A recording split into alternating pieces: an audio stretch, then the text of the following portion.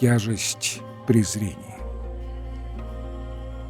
Самое болезненное в побоях — это презрение, которым они сопровождаются.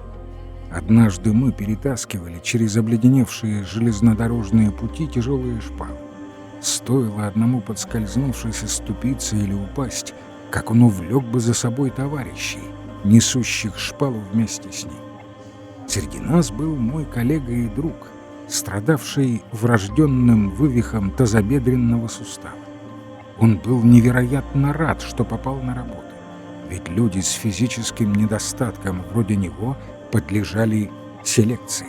Их участью становилась газовая камера. И вот он ковыляет под грузом особенно тяжелой шпалы.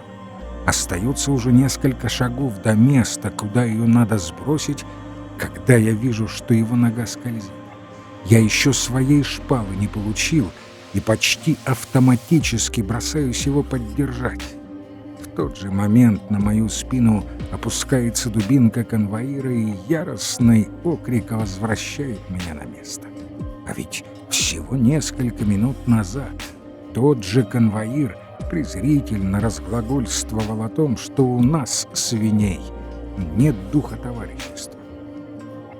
В другой раз мы должны были при 20-градусном морозе копать промерзшую, твердую, как камень, землю для прокладки водопроводных труб. К этому времени я уже очень ослабел физически.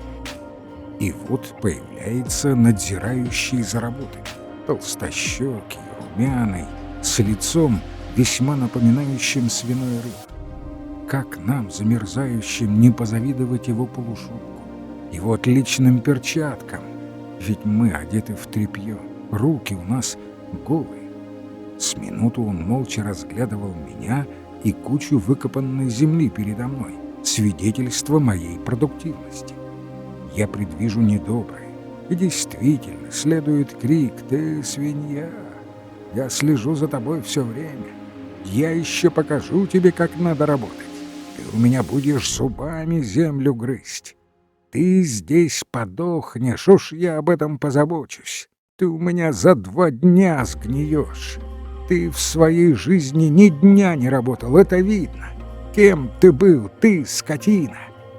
Разные делишки обделывал, ха!» А мне уже было все равно. Я понимаю, угрозу моего быстрого уничтожения надо принимать всерьез.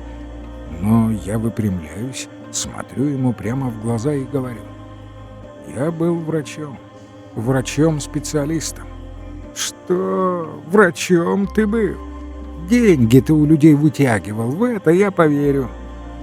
«Господин руководитель работы, как раз основную свою работу я вел бесплатно, в больнице для бедных». Да, это было уже слишком. Он бешено бросается на меня, опрокидывает на землю, что-то орет, как одержимый. Но мне повезло.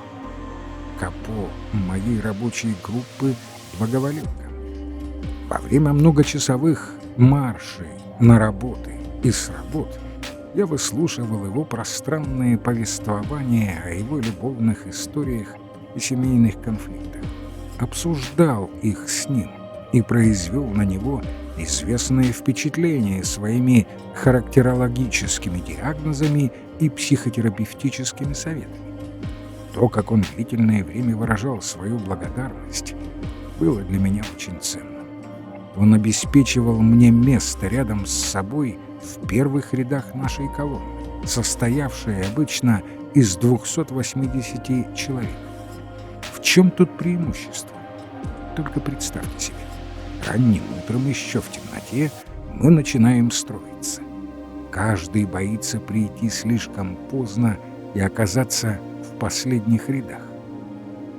Ведь если вдруг понадобятся люди для каких-то других, более тяжелых и неприятных работ, появится старший по лагерю, момент, ожидавшийся со страхом, и отберет нужное ему количество из этих последних рядов.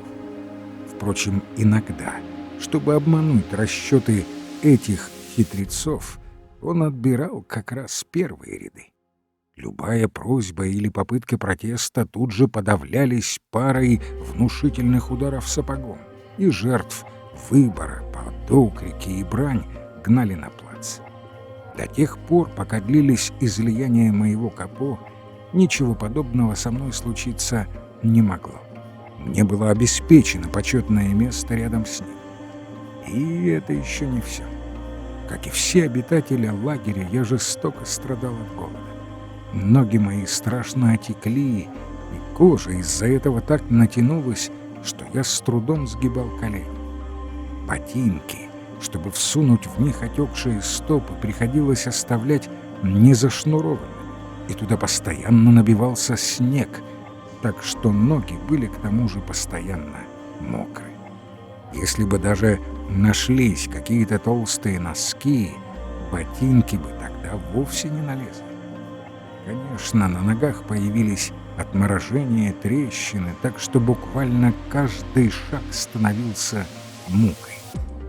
И еще одно бедствие. При марше по заснеженному полю на подошвы налипал снег. На них образовывались ледяные бугры. То и дело, поскользнувшись, падал один, на него натыкался и падал шедший следом. Колонна расстраивалась, наступала заминка. Конвоиры прикладами ружей наводили порядок. Строй снова двигался, и снова все повторялось. Так вот, чем ближе к началу колонны ты идешь, тем меньше препятствий впереди тебя, тем реже ты вынужден останавливаться. А потом, несмотря на эту адскую боль в ногах, бежать бегом. Как же должен быть счастлив личный психотерапевт господина Капо, имеющий возможность идти поблизости от него, в первых рядах, в более или менее равномерном темпе. Не умолчу и о другом гонораре. До тех пор, пока на рабочей площадке давался суд, я мог рассчитывать, что когда подойдет моя очередь, Капо опустит половник немного поглубже и зачерпнет мне со дна несколько лишних горошин. И вот этот Капо, бывший офицер, набрался храбрости отозвать в сторонку разъяренного начальника и шепнуть ему, что он знает меня как хорошего работника. Конечно, это бы не помогло, но на следующий день Капо сумел сунуть меня в другую рабочую группу. Этот эпизод можно истолковать по-разному, но для меня он служит подтверждением того, что даже при всей апатии, при всей приглушенности чувств, человек все-таки остается способным на вспышку возмущения. И вызывает ее не столько грубость обращения или физическая боль, сколько унижение, сопровождающее все это. Мне просто кровь ударила в голову, когда я принужден был выслушивать издевательства человека, не имевшего никакого представления о моей прежней жизни. Человека настолько грубого и наглого, что медицинская сестра госпиталя, где я раньше работал, не пустила бы его на порог. И надо сказать, что эта моя вспышка, происшедшая на глазах стоящих вокруг товарищей, принесла мне какое-то облегчение. Пусть редко, но бывали и бригадиры, которые проявляли хоть какое-то сострадание и делали, что могли, чтобы облегчить нашу участь хотя бы на стройплощадке. Правда, и они все время попрекали нас тем, что, мол, нормальный рабочий выполнил бы наше задание гораздо быстрее. Но, по крайней мере, они с пониманием относились и к нашим возражениям, что нормальный рабочий питается чем-то большим, чем 300, и это теоретически, а практически еще меньше граммов хлеба и миска водянистого супа в день, что нормальный рабочий не находится под постоянным душевным гнетом, как мы, что над ним не висит постоянная угроза смерти и так далее, и так далее. Одному доброжелательному бригадиру я даже сказал однажды: «Если бы вы, господин бригадир, За несколько недель научились у меня делать спинномозговую пункцию так же хорошо, как я у вас научился земляным работам, тогда великое вам почтение». И он только ухмыльнулся. Возвращаясь к апатии как к главному симптому второй фазы, следует сказать, что это особый механизм психологической защиты. Реальность сужается. Все мысли и чувства концентрируются на одной единственной задаче — выжить. И вечером, когда измученные люди возвращались с работ, от всех можно было слышать одну фразу-вздох: «Ну, еще один день позади».